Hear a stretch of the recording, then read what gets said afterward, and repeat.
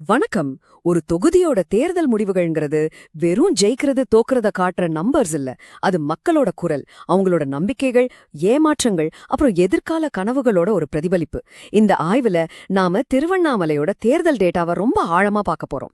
இது வெறும் அரசியல் பகுப்பாய்வு மட்டும் இல்ல, இது நல்லாட்சிக்கான ஒரு டேட்டா இன்ஜினியரிங். நம்ம நோக்கம் எந்த கட்சிக்கும் ஆதரவாவோ எதிராவோ பேசுறதில்ல. அதுக்கு பதிலா மக்களோட உண்மையான தேவைகளை புரிஞ்சுக்கிட்டு ஒரு மக்கள் மைய தலைமையை எப்படி உருவாக்கலாம்ங்கிறதுக்கு ஒரு ப்ளூ பிரிண்ட் ரெடி பண்றதுதான். திருவண்ணாமலை இந்த பேரை கேட்டதும் நிறைய பேருக்கு ஆன்மீகம் தான் ஞாபகத்துக்கு வரும் இல்லையா? ஆனா நாம பார்க்க போறது இந்த மண்ணோட அரசியல. இந்த நிலம் விவசாயிகளோட உயிர், அவங்களோட வாழ்வாதாரம், பருவமழையும் அரசாங்கத்தோட கொள்கைகளையும் நம்பிதான் இருக்கு. நாம இப்போ ஒரு மேப்ப மட்டும் பார்க்கல, நாம ஒரு வாழ்க்கை முறைய பார்த்துக்கிட்டு இருக்கோம். ஒவ்வொரு ஓட்டும் ஒரு கதை சொல்லுது. அந்த கதைகளை காது கொடுத்து கேட்கறது தான் ஒரு உண்மையான தலைமைக்கு முதல் படி.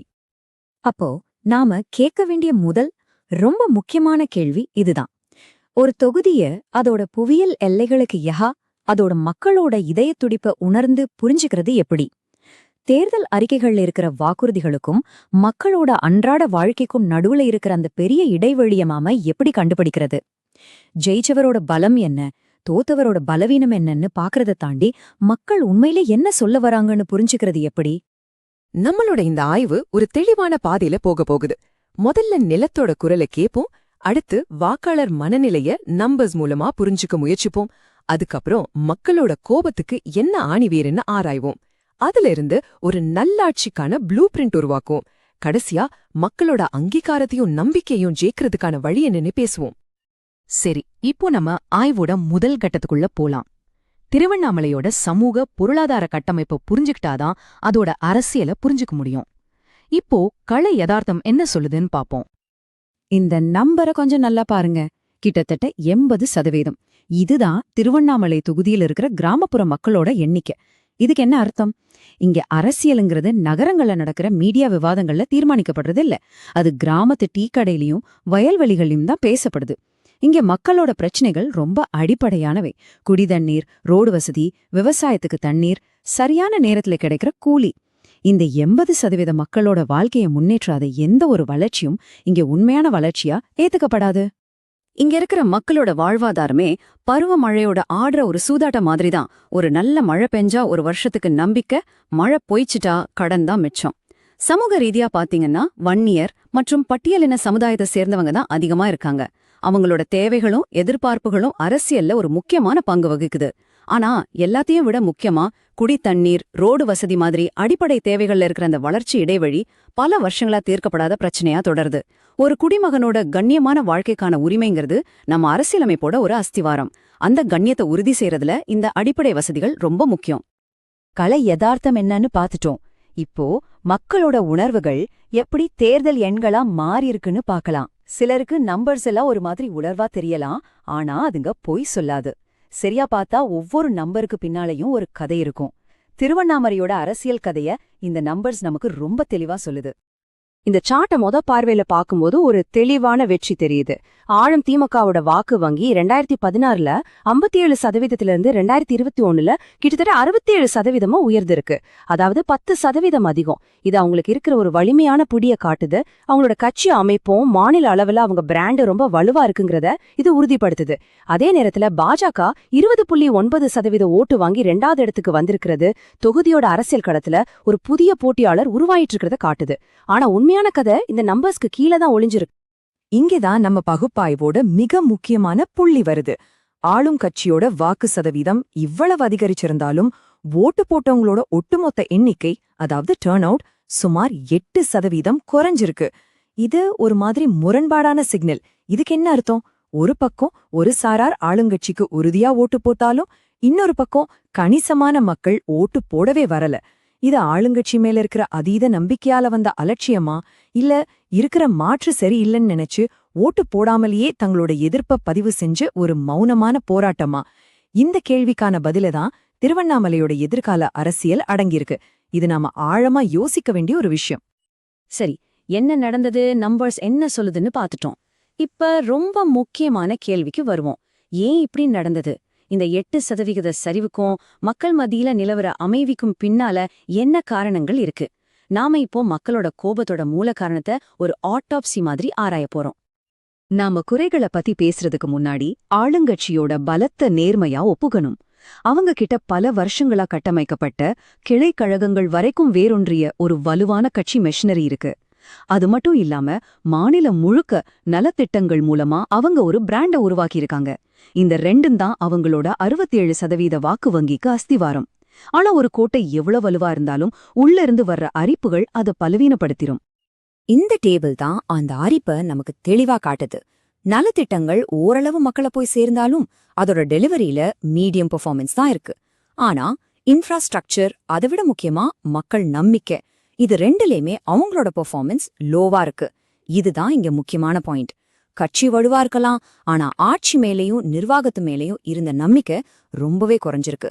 ஏன் இப்படி ஆச்சு? இந்த வார்த்தைகளை கேளுங்க. இது ஒரு விவசாயோட குரல் இல்ல, இது திருவண்ணாமலை மண்ணோட குரல். சிப்காட் தொழில்பேட்டைக்காக நிலம் கையகப்படுத்துற பிரச்சனை வெறும் ஒரு நிர்வாக பிரச்சனை கிடையாது. அது மக்களோட வாழ்வாதாரம், அவங்களோட பரம்பரை சொத்து, அவங்களோட அடையாளம் எல்லாத்தோடையும் சம்பந்தப்பட்ட ஒரு உணர்வு பூர்வமான விஷயம். ஒரு விவசாயிக்கு நிலம்ங்கிறது வெறும் சொத்து இல்ல, அது அவங்க தாய். அதை வெறும் ஒரு ஃபைலா பார்க்கும்போதுதான் அரசாங்கத்துக்கும் மக்களுக்குமான உறவுல விரிசல் ஏற்படுது. இந்த டைம்லைனை பாருங்க. அரசாங்கத்தோட அணுகுமுறை எப்படி படிப்படியா நம்பிக்கைய சிதைச்சதுன்னு இது காட்டுது. தங்களோட நிலத்தை காப்பாத்த போராடின விவசாயிகள் மேல குண்டர் சட்டம் மாதிரி கடுமையான சட்டங்களை பயன்படுத்தினது மக்களுக்கும் அரசாங்கத்துக்கும் நடுவுல ஒரு பெரிய காயத்தை ஏற்படுத்திடுச்சு. கொடுத்த வாக்குறுதிங்க நிறைவேறாததால 128 நாள் போராட்டம் தொடர்ந்தது.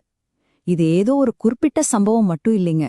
இது அரசாங்கம் மேல இருந்த நம்பிக்கை மொத்தமா உடைஞ்சு போனதோட ஒரு சக்தி வாய்ந்த சிம்பிள். சிப்காட் பிரச்சனை ஒரு எரிமலைன்னா, இது மாதிரி இன்னும் நிறைய சின்ன சின்ன எரிமலைகள் மக்கள் மனசுல புகஞ்சுக்கிட்டு இருக்கு. நேஷனல் ஹைவே 77ல தொடர்ந்து நடக்கிற மரண விபத்துகள், 100 நாள் வேலை திட்டத்துல மாசக்கணக்குல தாமதமாகும் சம்பளம், பாதியில நிக்கிற கிராமப்புற ரோடு வேலைங்க, அப்புறம் படிச்ச இளைஞர்களுக்கு வேலை இல்லாத நிலை, இதெல்லாம் தனித்தனி பிரச்சனைகள் இல்ல. இது எல்லாமே சேர்ந்து நிர்வாகம் நம்மள கைவிட்டுடுச்சுங்கிற ஒரு பொதுவான உணர்வை மக்கள் மத்தியில உருவாக்கியிருக்கு. பிரச்சனைகளை லிஸ்ட் போடுறது சுலபம். ஆனா ஒரு பொறுப்பான பகுப்பாய்வோட நோக்கம் தீர்வுகளை நோக்கி நகர்றதுதான். நாம இதுவரைக்கும் பார்த்த டேட்டாவோட அடிப்படையில ஒரு மாற்று சக்தி எப்படி மக்களோட நம்பிக்கையை ஜெயிக்க முடியுங்கிறதுக்கு ஒரு தெளிவான செயல் திட்டத்தை இப்ப பார்க்கலாம். இது வெறும் தேர்தல் வியூகம் இல்ல, இது ஒரு நல்லாட்சிக்கான ப்ளூ பிரிண்ட். இந்த சவாலை எதிர்கொள்ள ஒரு பேலன்ஸ்டான 4 முனை அணுகுமுறை தேவை.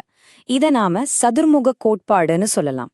முதல்ல சிவனோட தீவிரத்தோட நெருக்கடிகளை உடனடியாவும் உறுதியாவும் எதிர்கொள்ளணும்.